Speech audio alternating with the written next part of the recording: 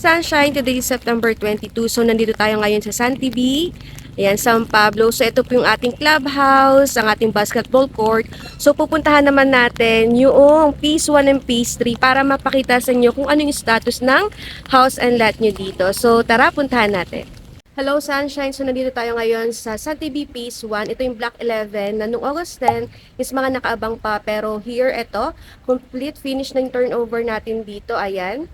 So 100% na po gawa yung bahay. Ito yung Block 11, lot 1, 2, 3, 4, and 5 po. So check natin yung Block 30 and 31. Ito po yung Block 30, lot 6, 7, 8, 9, and 10 po. Ayan, for finishing na po ito ating Block 30, lot 6 hanggang 10. Dito po tayo ngayon sa Block 31 ng Phase 1 natin sa San TV. Block 31, lot 1, 2, 3, 4, 5, 6, and 7 po. Here po yung ating Phase 3. So, itong dalawang tong ginagawa is sa Block 57 po. Ngayon po is ongoing pa lang po yung ating mga house and lot dito.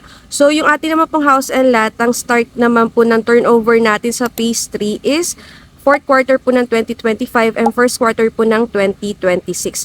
Yung ating naman pong paggagawa ng bahay ay 45 days kaya na pong i-deliver hanggang 60 days po. So, magbibigay pa naman po ako ng update pa sa next month para, ayan, sunod-sunod yung updating natin. So, yan. So, sa mga interested po nating clients na gusto rin po mag-invest ng property dito po sa San Pablo, Laguna, na malapit po sa lahat, meron po kaming available sa bago po naming project sa sentro po.